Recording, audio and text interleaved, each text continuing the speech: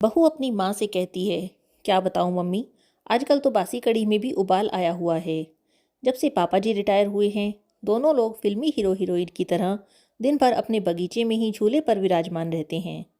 ना अपने बालों की सफ़ेदी का लिहाज है और ना ही बहू बेटे का इस उम्र में लिहाज। दोनों मेरी और नवीन की बराबरी कर रहे हैं। ठीक है माँ, मैं आपसे बाद में बात करती हूँ, शायद सासू माँ आ रही हैं। सासू माँ ने बहू की बातें कमरे के बाहर सुन ली थी, पर नज़रअंदाज करते हुए खामोशी से चाय बहू सोनम को दे दी।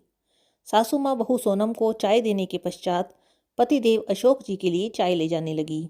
ऐसा देखकर बहू सोनम के चेहरे पर व्यंग्यात्मक मुस्कान तैर गई, पर सासू माँ समझदारी दिखाते हुए बहू की इस नाजायज़ हरकत को नज़रअंदाज करते हुए सिर झुकाए वहाँ से निकल गई।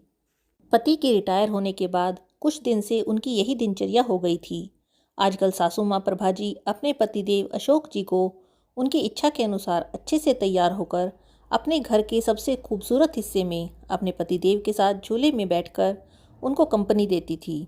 यह झूला मकान की एक खाली जगह में लगा था, जिसके चारों तरफ बगीचा था। प्रभाजी ने सारी उम्र तो अपने बच्चों के लिए लगा दी थी।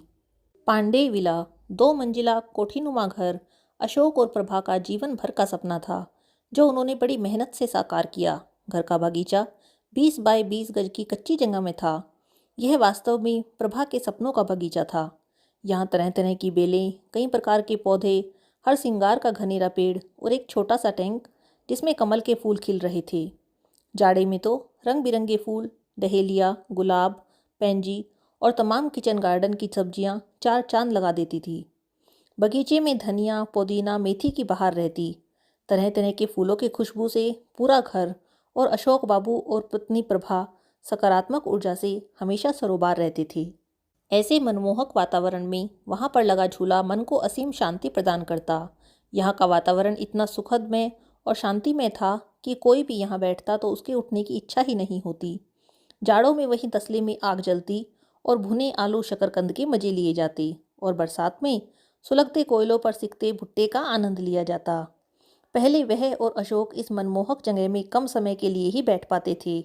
प्रभा अनमनी होती तो अशोक बड़े ही जिंदा दिल शब्दों में कहते, पार्टनर, रिटायरमेंट के बाद दोनों इसी झूले पर साथ बैठेंगे और खाना भी साथ ही में खाएंगे। आपकी हर शिकायत हम दूर कर देंगे। फिलहाल हमें बच्चों के लिए जीना है। बच्चों के करियर पर बहुत कुछ बलिदान करना पड़ा। खैर, अब बेटा अच्छी नौकरी में था और बेटी भी अपने घर की हो चुकी थी। रिटायरमेंट के बाद घर में थोड़ी रौनक रहने लगी थी। अशोक जी को भी घर में रहना अच्छा लग रहा था। पहले तो बड़े पद पर थे, तो कभी उनके कदम घर में टिकते ही नहीं थे। गांव से आकर शहर में बसेरा बनाना आसान नहीं था, लेकिन किसी तरह 400 गज की जमीन कर ली। सहधर्मिणी प्रभा जी भी सहयोगी महिला थी, तो मंजिल और आसान हो गई। अब दोनों पति पत्नी आराम के पलों को संजो लेना चाहते थे, लेकिन उनकी बहू सोनम अपने पति नवीन को उसके माता पिता के लिए ताने देने का कोई मौका नहीं छोड़ती।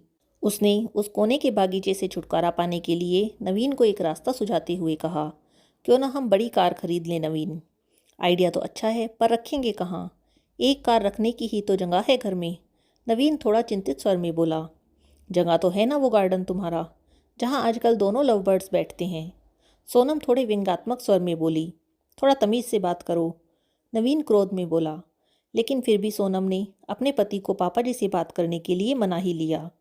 अगले दिन नवीन कुछ कार की तस्वीरों के साथ शाम को अपने पिता के पास गया और बोला, पापा, मैं और सोनम एक बड़ी गाड़ी खरीदना चाहते हैं। पर बेटा, एक बड़ी गाड़ी तो घर में पहले से ही है, फिर उस नई गाड़ी को रखेंगे भी कहाँ? अशोक जी ने प्रश्न किया। ये जो बगीचा है, यहीं गैराज बनवा लेंगे। वैसे भी सोनम से तो इसकी देखभाल होने से रही, और मम्मी कब तक देखभाल करेंगी? इन पेड़ों को कटवाना ही ठीक रहेगा। वैसे भी ये सब जड़ें मजबूत कर घर की दीवारें कमज़ोर कर रहे हैं। यह सुन प्रभा तो वहीं कुर्सी पर सीना पकड़कर बैठ गई। अशोक जी ने क्रोध को काबू में करते हुए कहा, मुझे तुम्हारी माँ से भी बात करके थोड़ा सोचने का मौका दो। क्या पापा, मम्मी से क्या पूछना? वैसे भी इस जगह का इस्तेमाल ही क्या है? नवीन थोड़ा चिड़चिड़ा कर बोला, आप दोनों दिन भर इस जगह बगैर कुछ सोचे समझे 4 लोगों का लिहाज किए बगैर साथ में बैठे रहते हैं। अब आप दोनों कोई बच्चे तो नहीं हो, लेकिन आप दोनों ने दिन भर झूले पर बैठे रहने का रिवाज बना लिया है, और ये भी नहीं सोचते कि 4 लोग क्या कहेंगे। इस उम्र में मम्मी के साथ बैठने की बजाय आप अपनी उम्र के लोगों में उठा बैठी करेंगे तो वो ज़्यादा अच्छा लगेगा, ना कि ये सब। और वह दनदनाते हुए अंदर चला गया। अंदर सोनम की बड़बड़ाहट भी जारी थी। अशोक जी कड़वी सच्चाई का एहसास कर रहे थे। आज के पहले जब कभी पत्नी ने अपने मन की बात कही तो उन्होंने उन्हें ही सामंजस्य बिठाने की सीख दी, पर आज की बात से तो उनके साथ प्रभा जी भी सन्न रह गई। अपने बेटे के मुख से ऐसी बातें सुनकर दोनों का दिल भर आया और टूट भी चुका था। रिटायरमेंट को अभी कुछ ही समय हुआ जो थोड़ा सुकून से गुजरा था। पहले की जिंदगी तो भागम भाग में ही निकल गई थी बच्चों के लिए सुख साधन जुटाने में। नवीन और सोनम ने उस शाम खाना बाहर से ऑर्डर कर दिया, पर प्रभा से न खाना खाया गया और ना ही उन्हें नींद आई। नींद तो अशोक को भी नहीं आ रही थी और वो प्रभा की मनोस्थिति भी समझ रहे थे। अशोक जी आज पूरी रात ऊहा-पोह में लगे रहे। कुछ सोचते रहे, कुछ समझते रहे और कुछ योजना बनाते रहे। लेकिन सुबह जब वे उठे तब बड़े शांत और प्रसन्न थे। वे रसोई में गए और खुद चाय बनाई। कमरे में आकर पहला कप प्रभा को उठाकर पकड़ाया और दूसरा खुद पीने लगे। आपने क्या सोचा? प्रभा ने रुआसे लहजे में पूछा। मैं सब ठीक कर दूंगा, बस तुम धीरज रखो, अशोक बोले। पर हद से ज़्यादा निराश प्रभा उस दिन पौधों में पानी देने भी न निकली और ना ही किसी से कोई बात की।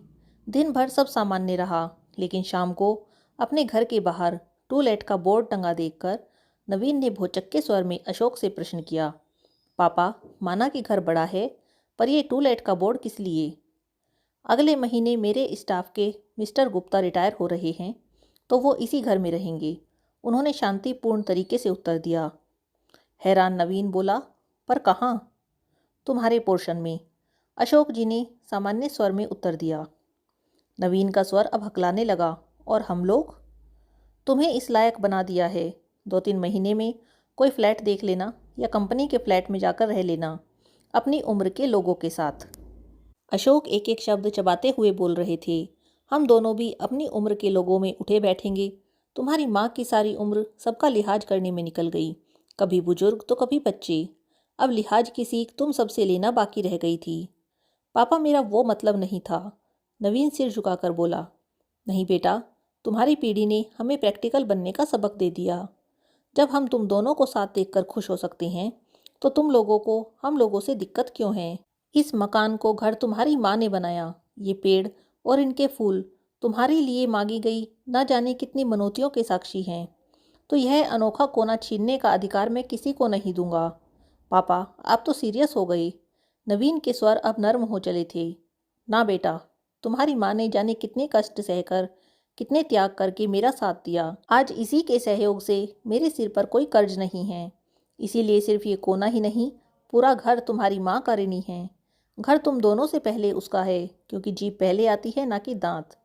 जब मंदिर में ईश्वर जोड़े में अच्छा लगता है, तो माँ बाप एक साथ में बुरे क्यों लगते हैं? जिंदगी हमें भी तो एक ही बार मिली है, इसीलिए हम इसे अपने हिसाब से एंजॉय करना चाहते हैं।